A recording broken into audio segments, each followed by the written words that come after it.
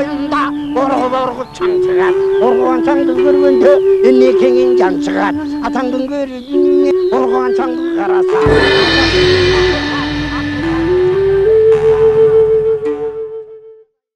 Assalamu alaikum урматтуу телекөрүүчүлөр. Кайрадан сиздердин назарыңыздарга башканы коюп Манастай теле долбоорубуздун кезектеги чыгарылышын тартуулайбыз.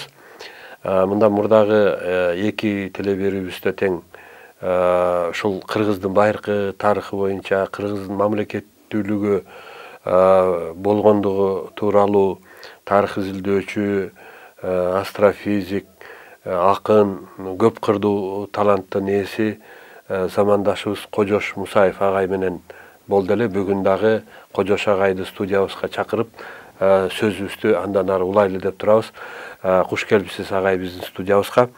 Мына тарыхта эң эле белгилүү болгон инсандардын бири бул Искендер Зулкарнайн айтылат. Бул адамдын аты Куранда дагы, ыйык Куранда дагы Искендер Зулкарнайн деп, Дуроги Искендер деп айтылат экен. Бирок алымдардын арасында мындай келишпеген пикирлер да бар да.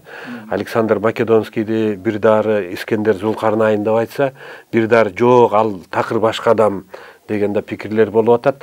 Анан Искендердин кыргыз жергесине келгендиги бул тарыхта жазылган да, чындыгы бар.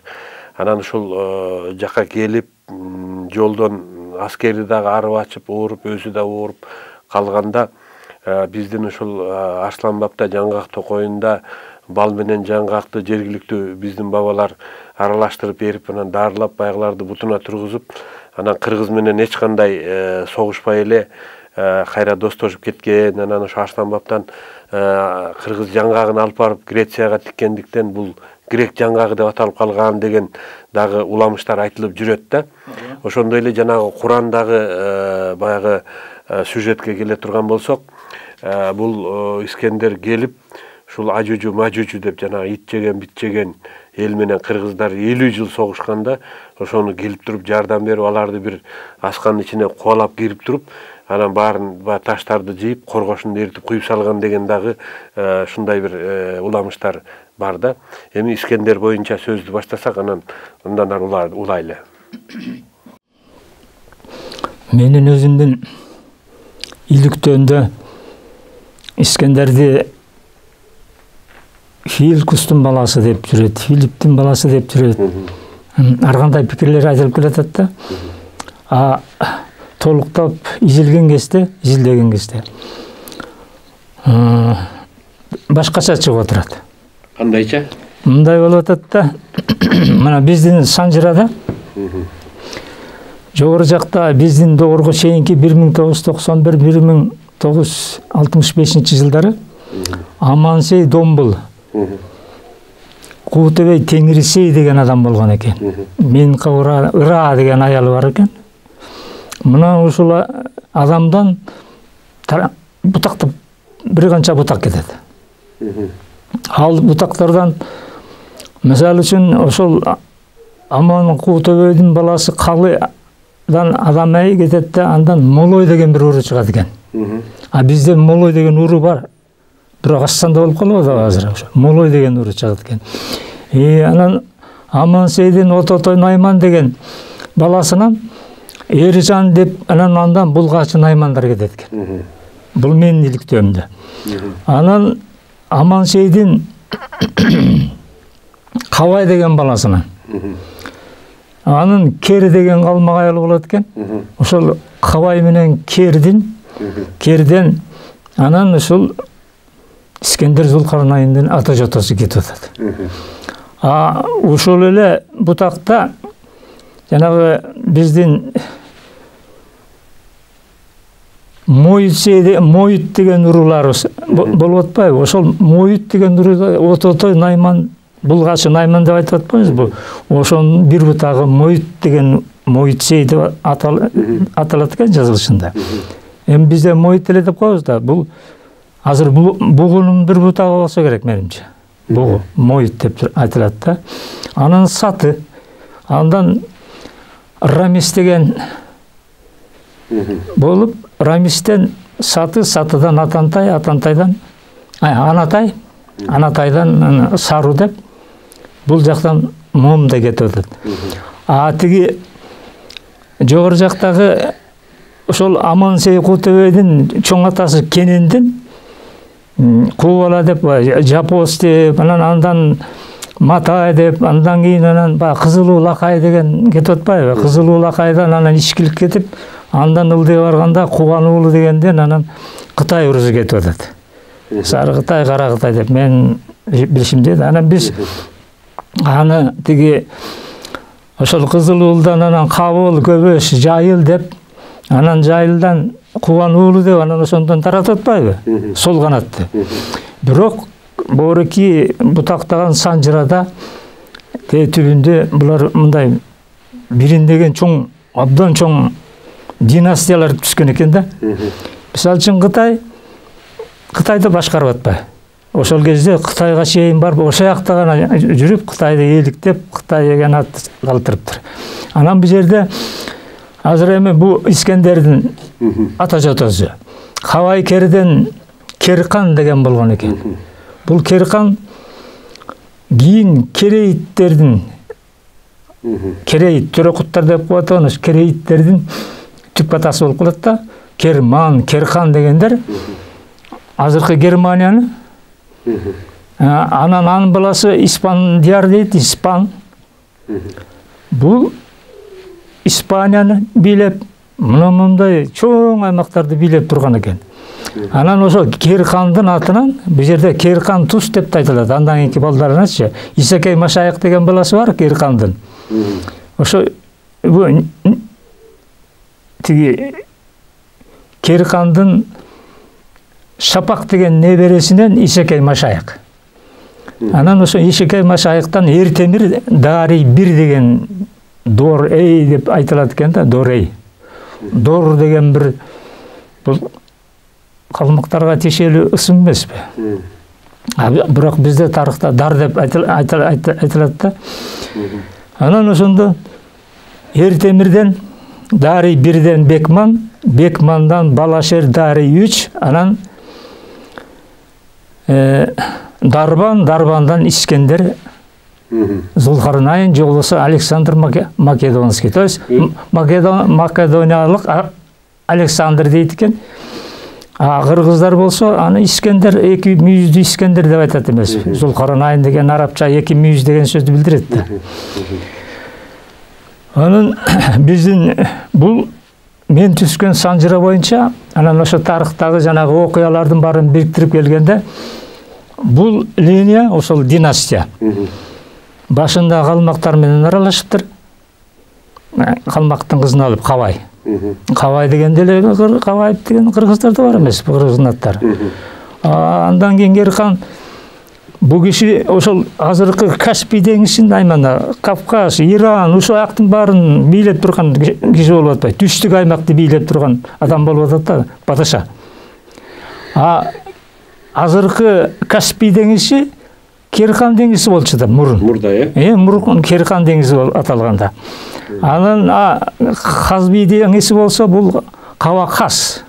Каваказ деген болгон, Каваказдын ошо Казби, адагы Каваказби деген бул дагы Амансейдин дагы бир династиясы, жанагы дагы бир бутагы да. Дагы бир бутагы жана Минос деген кетип атпайбы? Минос дегенден ошондон бирөөндө Минос Грециянын падышасы болгон. Минос деп, Манос деп коет экен, Минос деп коет экен. Ошондон анан төбөй түмөн болуп, анан бир жагында кыпчактар кетет. Бул жерден Кыпчак линиясы кетип атат. Жана Ер төштүктүн түп аталары. Анан ошондон жана Каба, Бала Каба, анан Кей Каба деп, андан ары ылдый, анан Турхан, Бурхан, Катакан деп кетип атпайбы? Ошо Турхандан Бурхандан анан Кыпчактардын бир линиясы кетип атат. Ал эми ошол Бурхандан экинчи династия Катакандын Кангошой деп Катагандар кетип атат. Кээде Буруттар деп коет эмеспи? Ошол Бурхандын тобу деген сөз экен да. Бурхан. Анан Бул испан деген сөз, испандияр, испан, исабан деп айтып атпайбызбы? Мына ошонун бардыгы жанагындай жердин баарын бийлегенден ошо жерлерде аттар калып калган экен. Өзү негизи жана Төлөк Төрехан Аксакалдын Кыргыз эл санжырасы деген китебинде бул Төлөк Төрехан Аксакал өзү Кытай Республикасында Кара Жүл деген айылда жашап, анан өткөн киши, бул киши 17-16-жылы Кыргызстанга келген, анан 18-жылы кайтыш болду да. Аны ушу Төлөк Аксакалдын санжырасында дагы айтылып атат да, жана Мундуз деген баатыр Кыргыздын Ажужу Мажужу менен 50 жыл согушат экен да. 50 жыл согушуп, анан 50 жылдан кийин такыр жеңе албай коет экен да. Алар улам канчасы кырылса деле кайра көбөйө берет экен, көп. Анан Искендер Зулкарнайынга кат жөнөтүптүр. Искендер, түбү тууган элек. Ушу келип бир жардам берсең була. Мынау Ажужу Мажужудан эме кылып мен уже кары барып калдым. Бул элдин баарын кырып сала турган болду. Дегенде анан кийин Искендер өзүнүн санжыра, байыркы санжыра китебинен каратып, анан чын эле тууган экенбиз деп, анан аскерин алып, 100 000 аскерди алып, анан келген деп санжырада айтылат да. Мурдагы советтик доордо тарбияланган адамдар, ошол убактагы тарых сабактарын окуган адамдар катары, эми бул грек болсо, анан кыргыз менен грек каяктан тууган болсун, окшошпой жатат, бул эле жөн эле бир кыргыздын баягы жомогунун биридир деген дагы ойлор келчү да. Анан азыр сиз өзүңүздүн изилдөөлөрүңүз аркылуу айтып отурсаңыз, значит Төлөк Аксакалдын санжырасында дагы айтылган нерсе менен кандайдыр бир жакындыгы бардай сезилип атат да.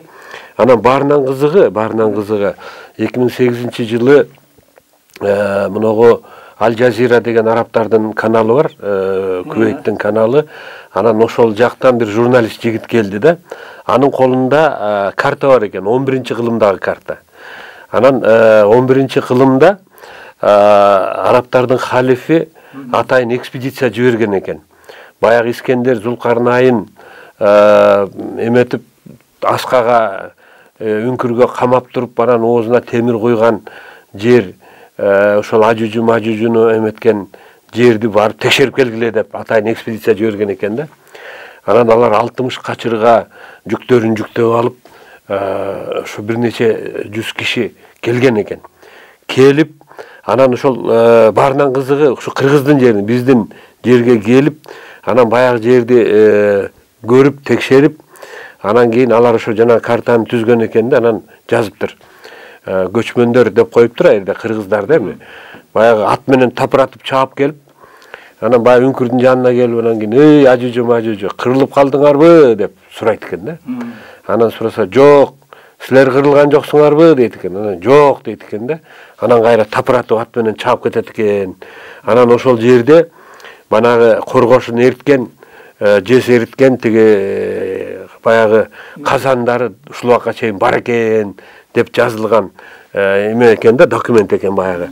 Анан ошону алып келген экен ал журналист. Анан мен бир операторду берип, ал вертолет жалдап алып Кыргызстандын үстүнөн учуп, анан тапкан. Бул биздин Чаткал районунда турган жери Кыргызстанда, бирок караган жагы ачык немеси азыркы Өзбекстанды карап турат экен да, Ажужу Мажужунун баягы айдап киргенде киргизген жери деп. Анан ушул боюнча дагы өткөндө мурдагы муфтий жана Максатбек ажы Ажужу Мажужу жөнүндө айтып, бир элге, мусулмандарга өзүнүн бир сабагын өткөндө, анан айтыптыр да, ошол Искендер келгенде бир жапайы сөз билбеген, боз үйлөрдө жашаган эл экен деп жазылыптыр деп. Анан кийин чынында бул баягы кыргыздар эми гректен келсе тилдер башка, балким түшүнбөшү мүмкүн, балким эме деген дагы ойлор кетип атканда, анан азыр сиз айтып атсаңыз, демек Искендердин дагы түбү келип эле Кыргызга келип такалат экен да. Анан мыногу Ирандын падышалары, эл хандарынын бардыгы кыргыз экендигин, баягы алардын өздөрүнүн кийинки Европанын сүрөтчүлөрүн тарткан сүрөттөрүндө калпак кийип отургандарын Дастан Исламович далилдеп келет. Бүгүн дагы чоң бир баягы ачылыш болуп атат. Искендер Зулкарнайын дагы түгү келип туруп Кыргызга такалып аткандыгы да. Анан бул жерде Искендер жөнүндө дагы ар кандай пикирлер айтылып жүрөт да. Искендер өзүнүн атасы Филиппти өлтүрүп турган ордуна хан болуп алган деген нерсе айтылып жүрөт. Искендер 32 жашында өлгөн деген, анан баягы эмеден табыттан менин колумду чыгарып койгула деп, анан эмнеге десе көрдүңбү эчтеке алып кеткен жокмун дегенде легендалар айтылып жүрбөйбү? Анан ушул Искендердин бул кыргыз бутагынан чыккандыгын кантип таптыңыз? Ушуга токтолсоңуз. Жана кеп кылбадымбы? Ар кайсы династия ошол Амансей, Куу-төбөй Домбулдан Теңиричей деп айтпадымбы? 1991 жыл биздин доорго чейин, мындайча айтканда, почти мындан 4000 жыл мурун болуп атат да. Ошондон жанагындай династиялар Кыргызга тиешелүү эле династиялар тарап атпайбы? Молой деп айтып атабыз, Муйтсей деп айтабыз, Найман деп айтып атабыз, Сару деп айтып атабыз, Кыпчак, Төбөй, Бооруки уруулардын баары келүүлүү. Анан ошонун бир атасы Кабай болуп атпайбы? Ошондон бири линия Кабай, Керкай, анан Шапак деп атабыз, биздин Кыргызга тиешелүү. Анан Керкан деп атабыз. Кер деген сөздүн өзү биз орустарда кир дейт. Кирил дейт. Кир деп айтышат да көпчүлүк. Кир 1, кир 2, кир деп, Киркан деп. А бизде Керимакун, Керималы, Керим, кер деп айтылат. Керимбай, Абайдан чыкты дегенде, анан ошол как раз ушул Искендер Зулкарнайындын ата жотосунда ошол оң канаттын көп уруулары чогуу жүргөн. Ошонун ичинде мисалы үчүн мына бирки Илебес деп айтып атабыз, тиги Ишабандын баласы, ошонун бир баласы Омар. Дагы бу кимдин тиги Бекман деп айтып атабыз, ошол тиги Исакай Машаяктын небереси. Исакай Машаяктын небереси, анда Өмүр деген бар. Анан тиги Ототой Найманда Өмүр деген бар. Анан ушулардын баары бир эле чогуу жүрүп атат да. Бири-бири менен канатташып, байланышта болуп, анан ошол тармактын баарын бийлеп келсе, жетияктан бери. Ага чейинки эгерде бу пирамидага келе турган болсок, ошо пирамида бизде Кыргызда как раз ошо чериктер, ат башылык чериктер. Бизде төбөйлөрдө да Сеңкерин дейт. Ой, тиги сабаны Сеңкеринде болуп катып калган турбайбы дейт. Азыр дагы мына улгайып калган улумундарда ушул сөз деле бар. А Сеңкерин деген пирамида деген сөз. Чисто япон тилинде пирамида деп айтылат.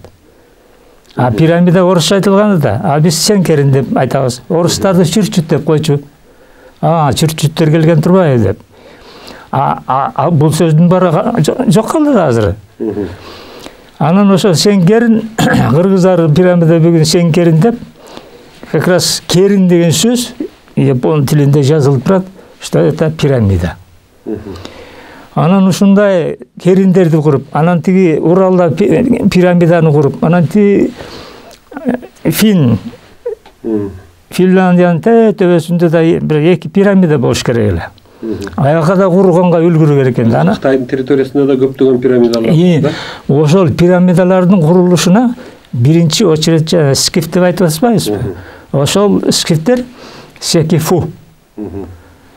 Таш чеккендер, ташты жарып бөлгөндөр, ошолордун мындай таш, ошонун адиси. Ошолор скифтердин царский скифи дейбиз да, ана скифи дейбиз да. Ошонун жөнөкөй скифтери как раз ошо таш бөлгүчтөр, таш жаргычтар. Анан ошо Кыргыздын эң регулярдуу армиясынын бир канатын орустар чөйсө, бир канатын монголдор, бир канатын жапондар, калмактар, анан кыргыздар баары чогулуп алып, анан жана дүйнөнү титиретип кармап турбайбы? Анан ошондо орустардын эң мыкты адис таш чекиштери, анан кийин жапондар менен, инженерлер менен, инженер дейт. Кыргыздарда киши деп коебуз. Атчан. Бул япон тилинде атчан деген сөз. Киши дегенде атчан дейт. Анан г менен айтылса, киши десе инженер. Кишиси инженер, а кишиси атчан. Анан ошо кишилер, инженерлер орустардын дагы, жапондардын дагы, италиялык, возможно, гректердики дагы, анан даже Кытайдан алып келиптир. Могу пирамиданы курганга. Анан эми муну айтып мурунтадан бери айтып келатпайбызбы? Сөздүн уландысы да. Эми Искендер Зулкарнайн Македониядан, Македон деген ошол жерде турган экен, ар жагында Албан деген турган экен, биздин эле. Канимет ошолордун аскери атан бий дегендер. Анан баягы иликтегенде алардын баары келип алып туруп атаныбыз Черик менен монголдорго тиешелүү болуп калып атат да. Анан Македондон Искендер Зулкарнайн 334-жыл чыгат да, биздин дорго чейин 334-жыл чыгып, бул жерде уруш эмнеден башталат? Уруш ошонун кимдин Искендердин бир тууган агасы болот экен, Дарбан Дор. Дари деп айтып атабыз го бизде. Дари 3. Ошо Дари 3 менен Искендер экөө бир тууган экен. Бир атанын балдары Бекмандан кетет да. Аны ар кандай Эрдешер дейт, Ардашер дейт. Мындайча айтканда Эрдешер десе эр деп айтар деген сөз, шер десе бул шер деген сөз бул индустардын тилинен келген сөз. Шер, арстан, арстан. Анан Эрдешер, Ардашер деп отуруп, анан тиги бул а жерде жанагы гоштаспа деп айтылат эмеспи? Андан тиги жого өйдөкүсүндө тиги Исабан кир бир туз деп айтылат да, ошону гоштаспа деп коет да. Бул иранча эмне үчүн мындай болгон көрсө, ошол биздикилер Иранды дагы, Кавказды дагы, анан тиги андан ары Турция, андан ары Европаны бүт ошо алдыңкы бөлүгүн, тиги үстүнкү жагын болсо Кыпчактар, төбөйлөр, бугулардан да бар.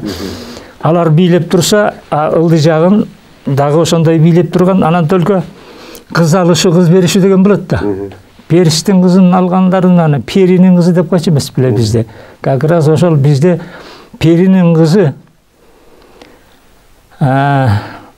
беринин кыздарын алышып, анан ошондон жанагындай балдар төрөлүп, энеси перс, атасы кыргыз, энеси орус, атасы кыргыз, энеси калмак, атасы кыргыз деп отуруп, анан жанагындай зор династия чыгып келген экен да. Анан ошол атасы менен бир тууган агасы менен Дариш менен тиги жерде Омур, өмүр, анан 5 иле 5 деп айтат, 5. Мына ушулардын ортосунда чыр чыгат, кармаш болот. Анан Искендер атасын гана жөнгө салайын, бир тууган агасын жөнгө салайын дейт, бирок ал каршылашат. Анан ошо каршылашуу аягында согушка айланып кетет.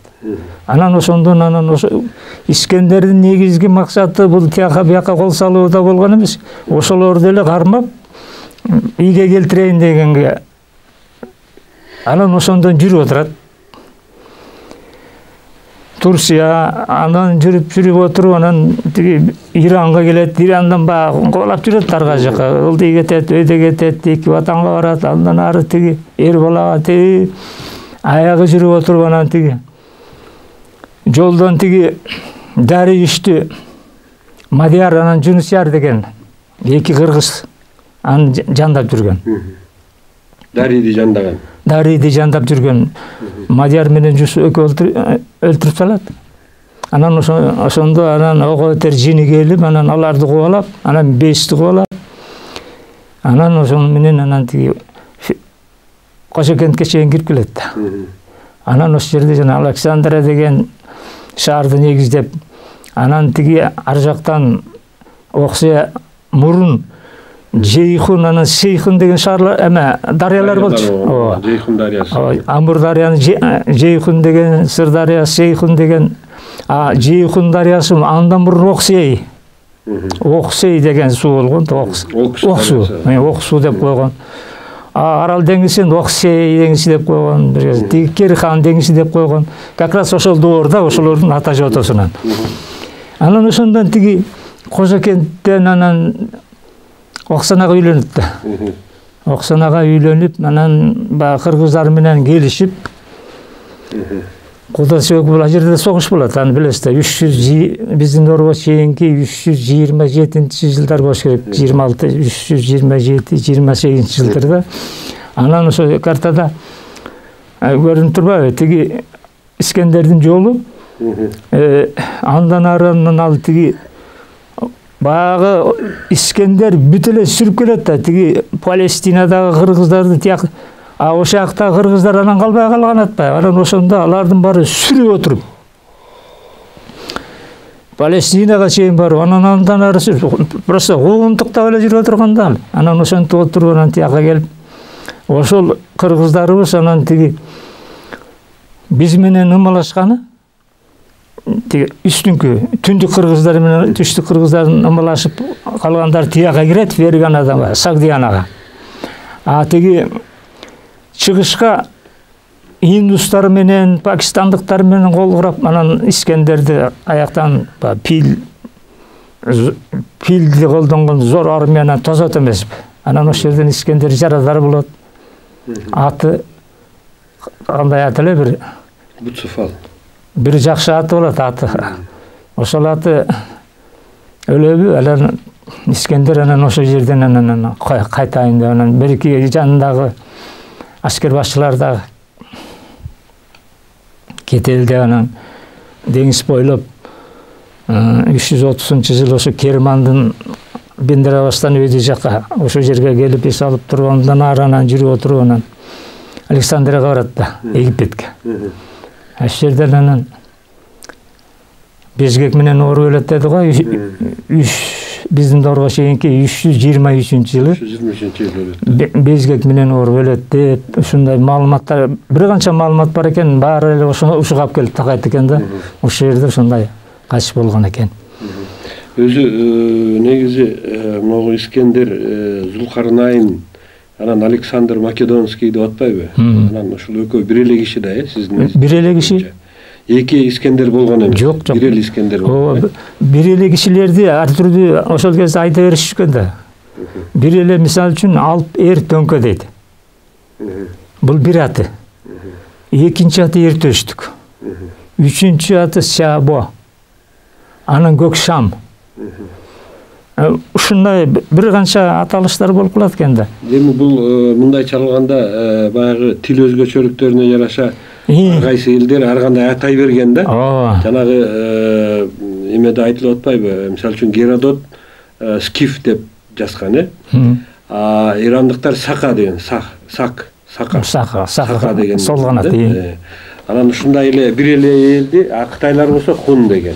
Элде ушу 3 аты болуп атат да. Ар түрдүү. Бир эле мезгилдеги. Мисалы үчүн ушул жерде ошол доордо массагеттер жашаган дейт. Бурхан Кавказда болсо теги Искендер барганда Бурхандын кыпчактары тосту дейт. Массагети дейт, Бурхана дейт. Анан экинчи Сулайдын маалыматында ошол массагеттер Бурхан кыпчактары деп айтат. Ушинтип айтат да. Тиги Орто Азияда болсо массагеттер деп айтылат дагы.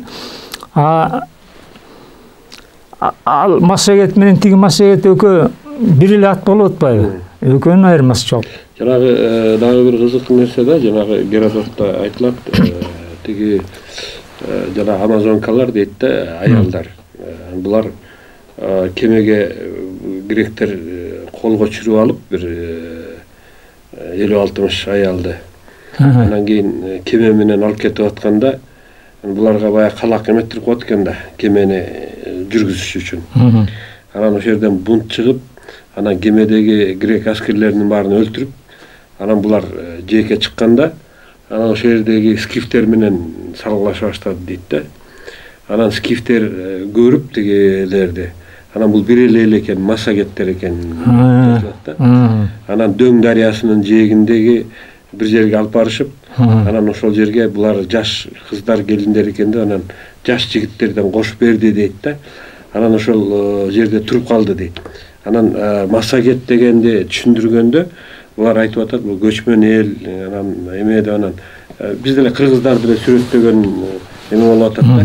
Анан чынында эле ушу байыркы мезгилдердеги ар кандай аталыштар менен аталгандыктанбы тарыхта аябай чаташ болуп калган да.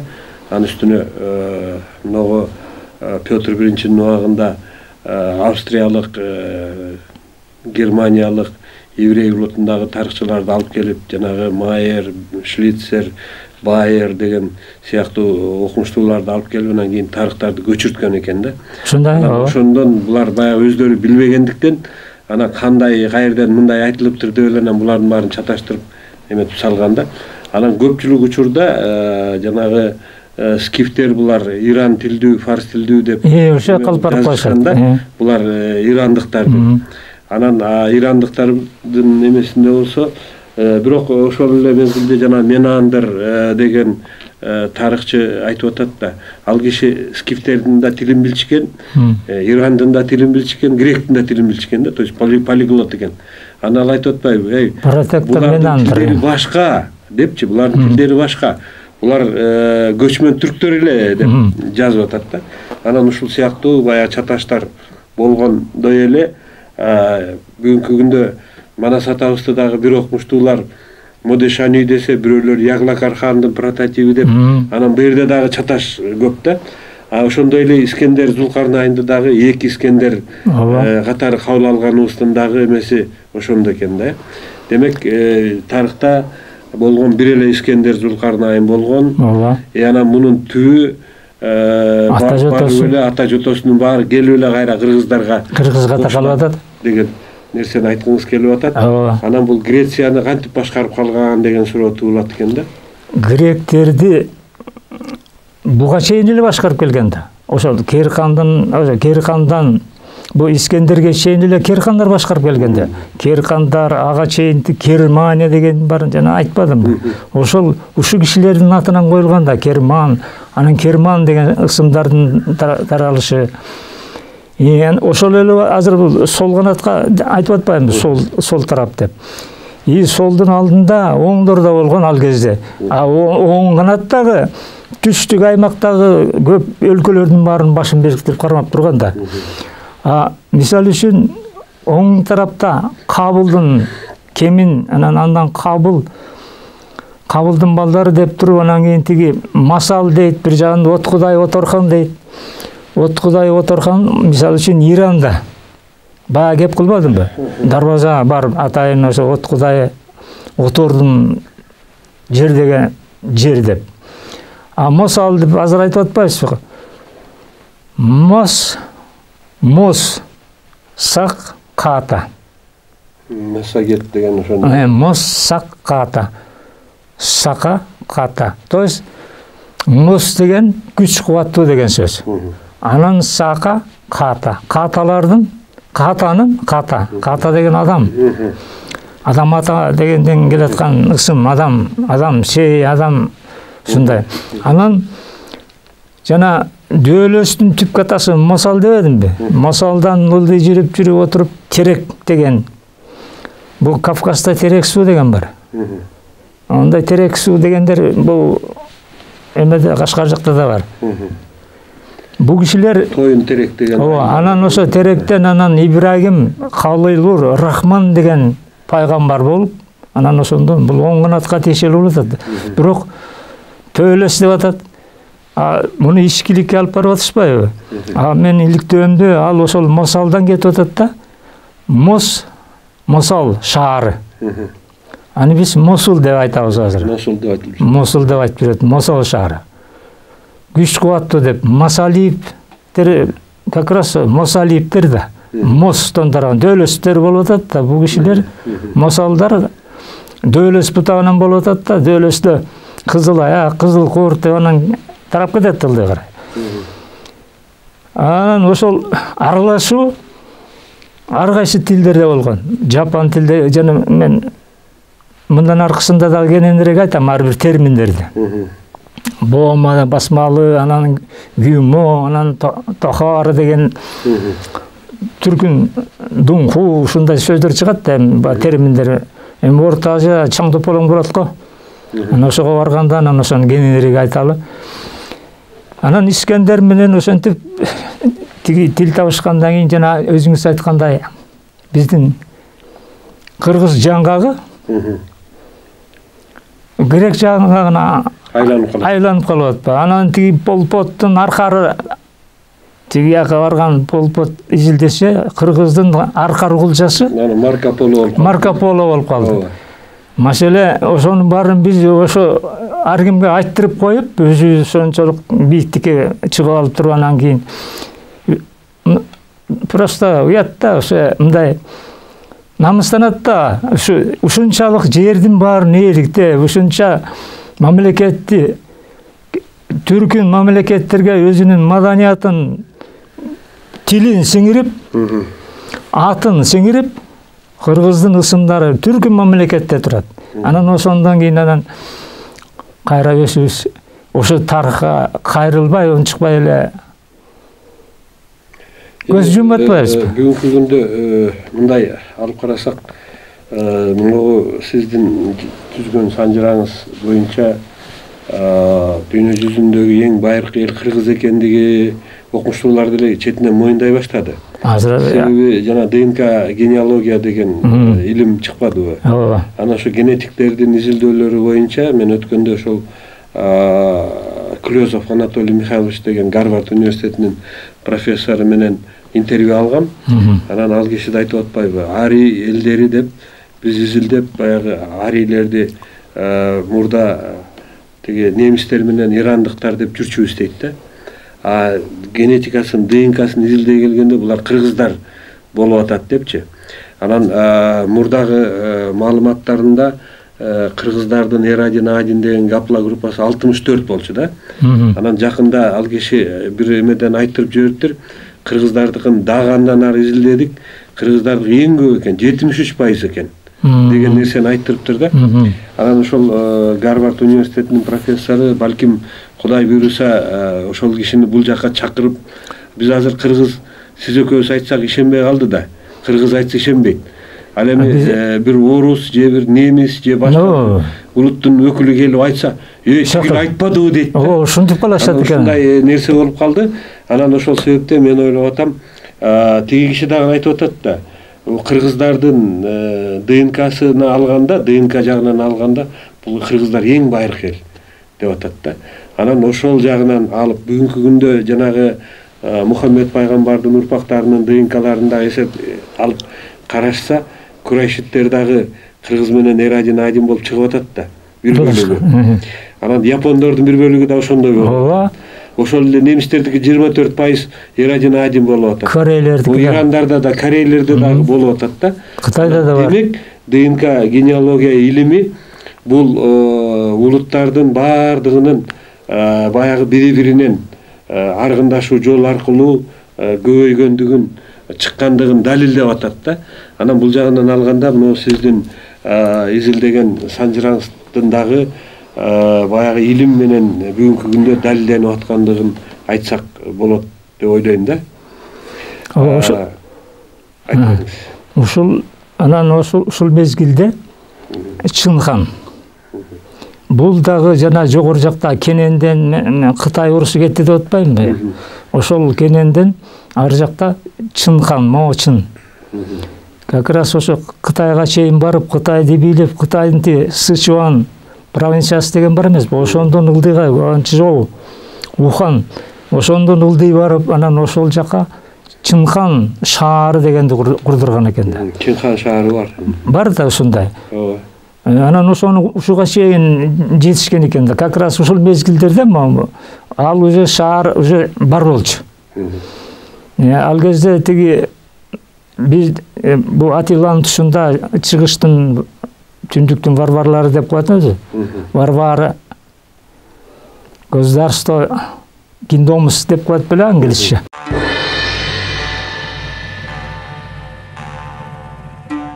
Анан мына жерде бу гректер деп кеп кылбадыңызбы? Гректер Ыдырыс ханга, как раз ошол Ыдырыс деген бу Бул Ыдырыс пайгамбарбы же бул башкабы? Жок, бул башка. Рамистен анан Ыдырыс кетип атат да, бул өзүнчө бир бутак болуп атат дагы андан şeyden. Анан ошол булар боорки Карпат тоосу менен Венгрия. Карпаттын ички бөлүгү баягы иймеген Карпат иймейт турат эмес, такадай болду. Ошонун аркы бөлүгүндө анан как раз Ыдырыс хандын ордосу болгон. 1000 жылына 1000 таланттан берип турган. Талант дейт, эми алтын болсо керек менимче. Алтын. Биз жана тай туяк деген сыяктуу эле да. Ушундай экен, алтындан берип турган экен да. Анан моорки жерде жана геттер деп айтып атпайбызбы? Тиги бу картада Гети деп коет, бу как раз ошол Карпат тоосунун Фракия бирки бетинде. Андан ары жагында геттер жашаган деп айтылып атат да, геттер жашаган аймак деп. Мындай ийгиликтеп маанисин ачып көргөндө геттерибиз тай туякчандар деген маанини берет экен. Тай туяк деп коебуз биз. Эсиңизде бар бекен, жок бекен? Туяктан неме кылып жип менен байлап коюп, кайыш менен. Анан буттарына эметип алгандан кийин аскаларга минерге чыккан. Мындай эме сыяктуу болуп чыккан да. Така сыяктуу. Биздин бир чоң аталар мындай жыгачтан мындай кылып туруп, анан кийин астына жыгач уруп коюшчу да, анан бутуна кийип алышчу да, байлап алышчу. Кайыш менен бекем чырмап алчу да. Бул эмне деп сураганымда тай туяк деп койчу. Көрсө ошо тай туяктын бизге келиши япондор тай туякчан жүрчү экен да. Гети деген тай туякчандар деген маанини берет экен. Анан мындан уже я даан эле болуп атат, демек о жерге япондордон да келип турган. Анан япондорду мындай деп да айтат. Месопотамияга келгенде ошол япондор мындай чекесине повязка багы, лента байлап жүргөндөр деп да айткан учурлар бар экен. Кыскасы кыргыз эли ушунчалык зор империяны куруп келип туруп, анан акырындан эми кичирее баштайбыза, эми мындан аркы маалыматтар да анан берилет да. Атилладан кийин анан кичирее баштайт. Ошондон ары жүрүп отурабыз да.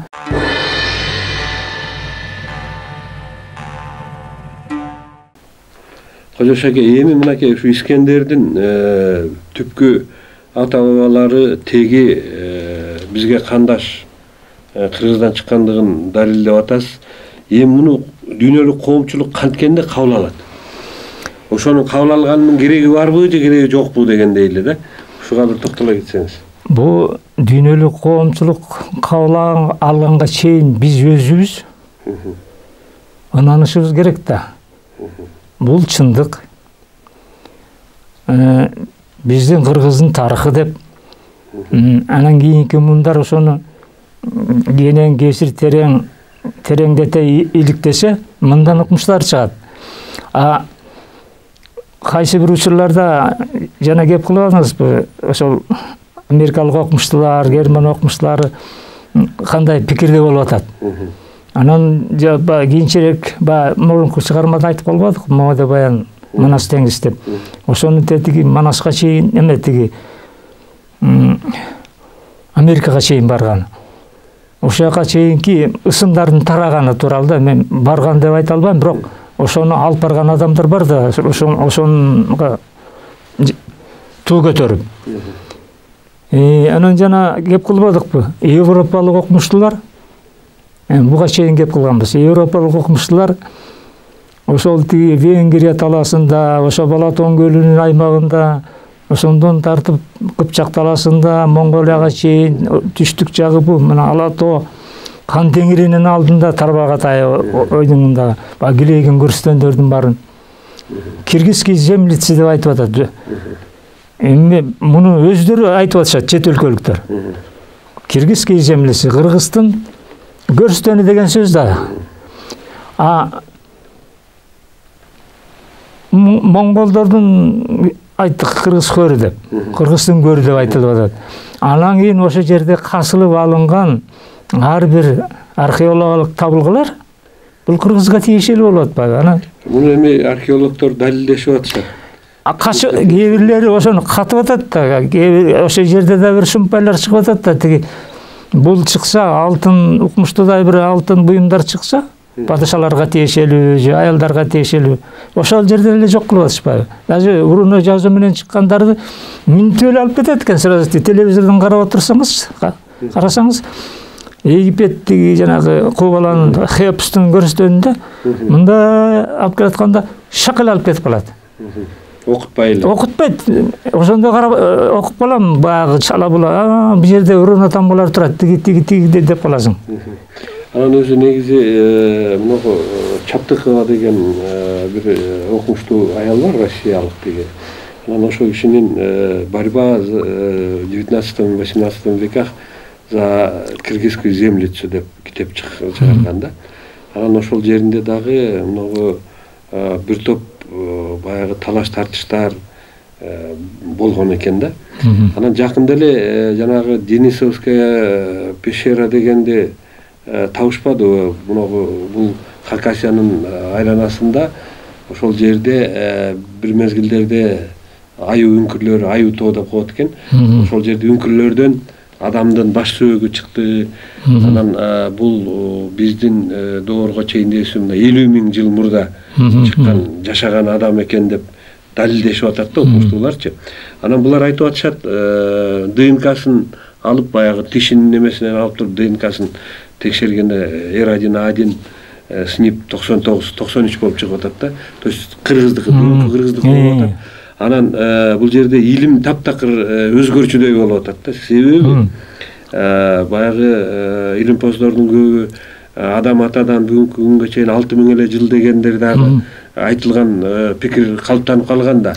Анан маймылдан эволюция закону менен баягы суудагы балыктар эметип анан кийин бакага айланып, бака кескелдирик айланып, кескелдирик эме болуп отуруп анан маймылга айланып, анан маймылдан адам чыккан деген теория, эволюция теориясы келип чыккан да. Анан эгерде жанагы бүгүн окумуштуулар айтып атат, Дарвиндин теориясынын баары эчтекеге жарабай баратат. Себеби мындан ошо 50.000 жыл мурда жашаган адамдын эмес, бул эч кандай жанагы Астропитек, Европитек, анан не деген питек деп жүрбөйбү? Маймылдан айланган эметкен деп. Анын баардыгы жокко чыгып атат да. Бүгүнкүдөй эле баягы баш сөөктү изилдеп көрсө, бүгүнкүдөй эле эки буту менен баскан, иштеген, акылы ойлонгон адамдын баш сөөгү болуп атат да.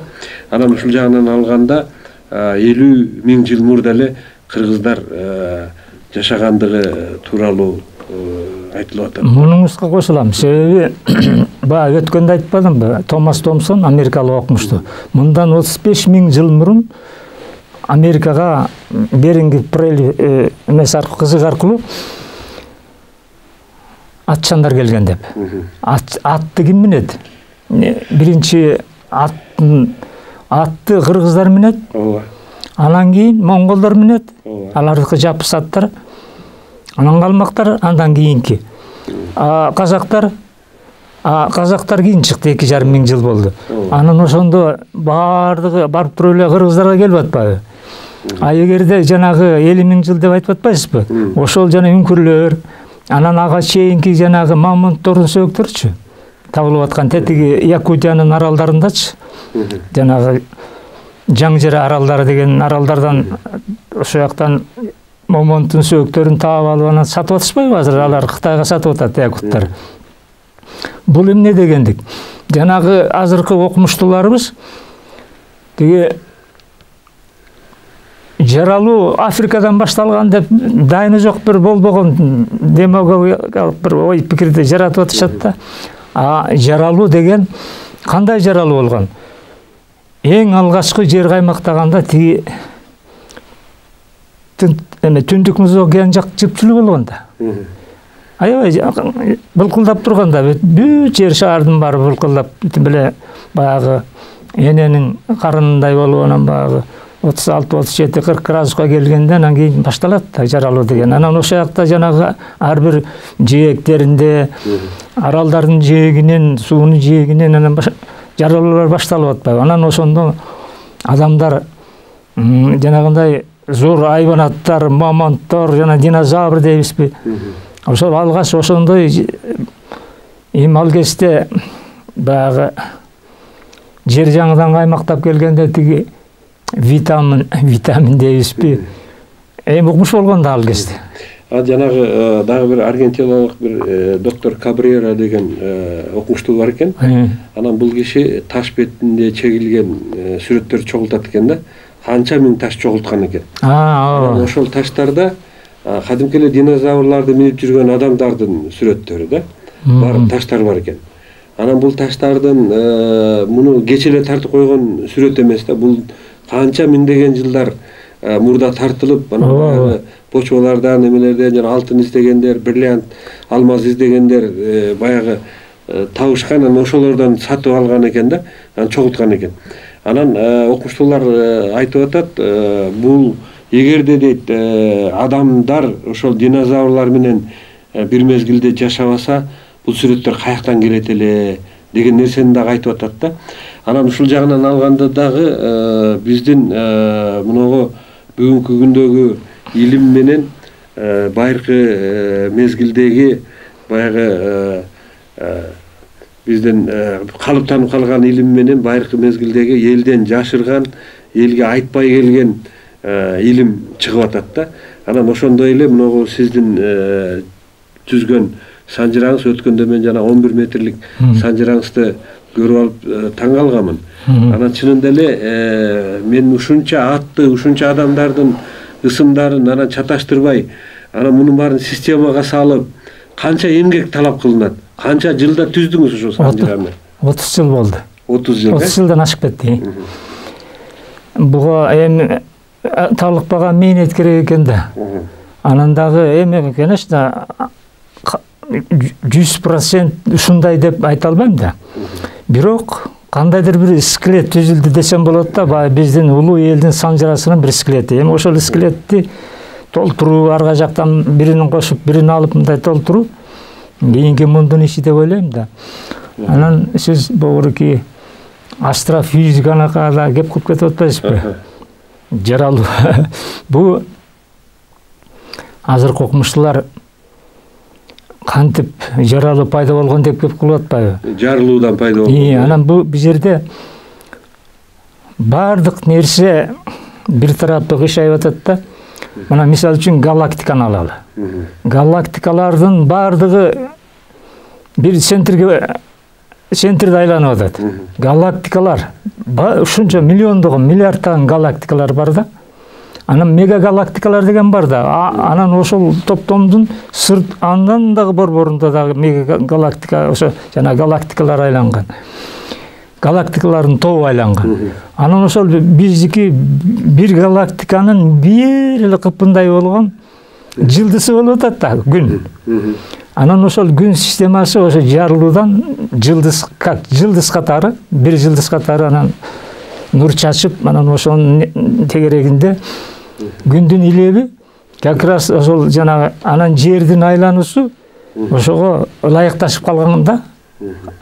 Планетанын ортосундагы аралык жана 150 миллион километр деген. Ошого ылайыкташкандыктан анан жанагындай жан жаныбарлардын, адамдардын ошолордун пайда болушу шарт түзгөн. Өзү негизи жана астрофизиктер айтып атпайбы, эгерде ай жерге 3 эле сантиметр жакындаса, анда ушунчалык эме ысып кетет экен да. Температура. А эгер 2,5 сантиметр эле алыстаса, анда тоңуу болот экен.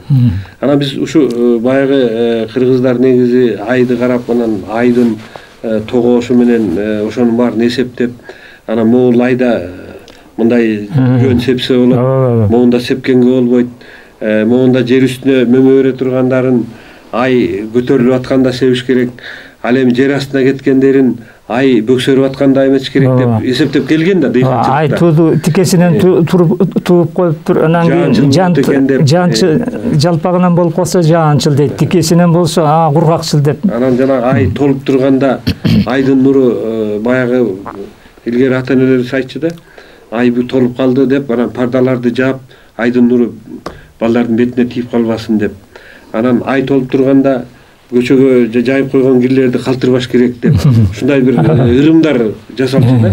Көрсө ушунун баарынын эле адамдын турмушуна, адамдын тагдырына болгон таасири бар экен да. Анан ушул жагынан алганда дагы могу астрофизикада адамдын пайда болушу, анын эволюциясы деп биз тиги Дарвиндин теориясы деп келгенбиз да. Анан жанагы кыргыздын мындан 50 миллион жыл мурда чыгып аткан адамдыкы бүгүнкү адамдын эмеси менен ДНКсы бирдей болуп аткандыгын өзү дагы бул чоң биздин илимибиздин жаңылыш экендигине чоң бир суроо белгисин орнотуп атат да. Ошондой эле тарыхыбызда дагы көп бурмалоолор болгондугун абдан көп көбүнчө жанагы санжыраны алганда санжырада өтө чаташуулар көп экендиги де ынанып келебиз да бүгүнкү кезде. Такыр жок кылган.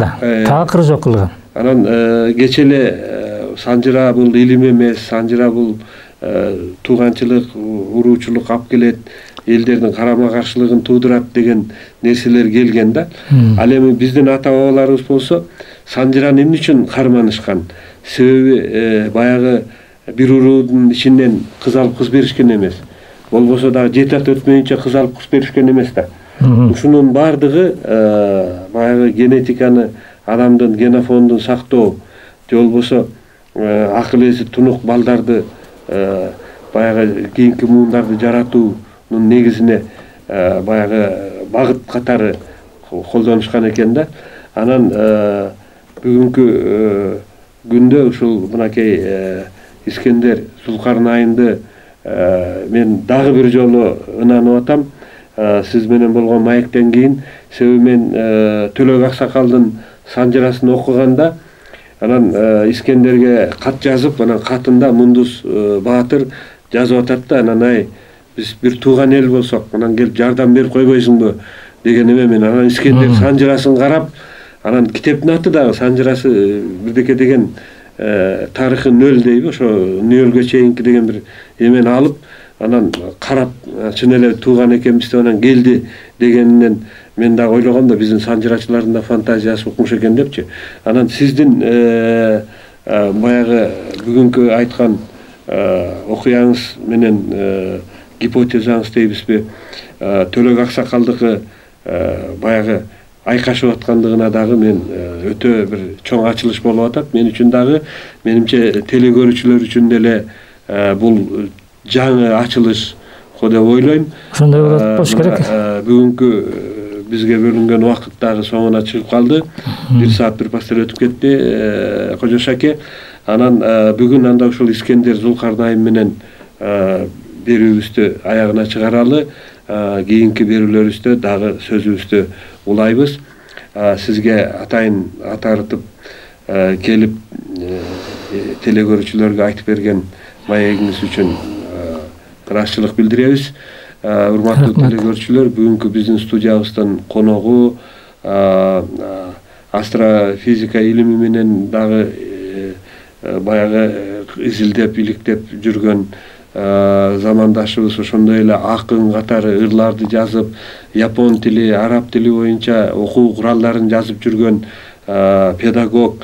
Анан акыркы мына 30 жылдан бери ушу кыргыз тарыхы боюнча изилденип 10 томдук китеп жазган, андан тышкары дагы бир катар илимий эмгектерди жараткан замандашыбыз Кожош Мусаев агай болду. Ушуну менен бүгүнкү берүүбүз соңуна чыкты. Кийинки көрсөтүүлөрүбүздө жолукканга чейин аман туруңуздар.